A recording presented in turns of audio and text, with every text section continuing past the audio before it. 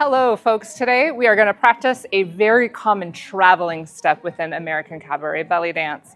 Sometimes for dancers, walking is even harder than dancing. So we're going to go over a lot of little tips and tricks to make you feel like you're performing or dancing the walk versus walking in your sneakers down and around town.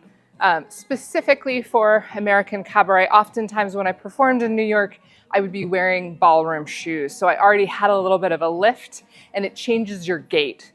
We don't need heels to change our gait. We can also just think about how we might behave if we had those heels on. And so if we think about walking, pretty simple, right?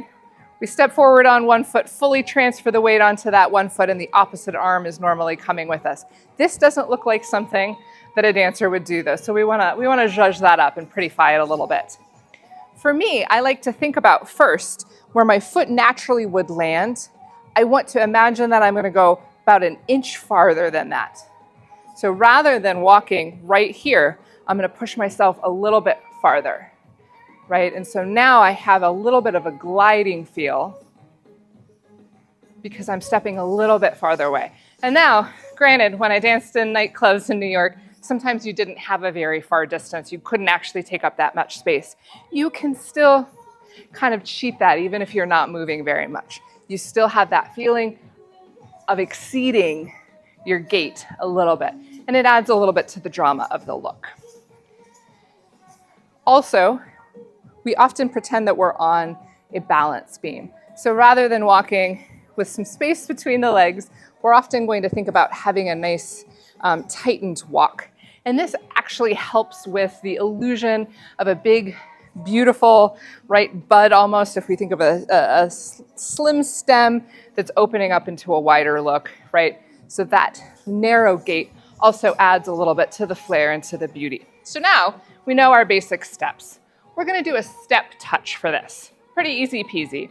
We're going to step and hip, step and hip, step and hip, step and hip. So I'm stepping a little bit beyond my foot and I'm keeping my feet next together. Couple more layers and then it's gonna really start looking good, I promise. From here, we're going to step and face the diagonal. So we're stepping forward, facing that diagonal, and now the hip comes up. We're gonna step, face the opposite diagonal, and that hip comes up. So we're changing our perspective a little bit. Bop, bop, bop. From there, we're gonna add arms. We are just like you would normally walking. You have your opposite arm with your opposite leg. We're going to have opposite arm come to our temple as we're walking, right? So if we're starting with our right foot, if that left foot comes forward, the right hand comes up to the temple. Stepping on that left foot, right knee, left hand on the temple.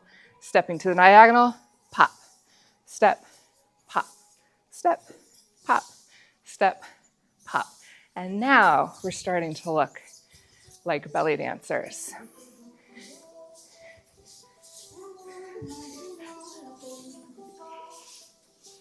Thanks for dancing with me.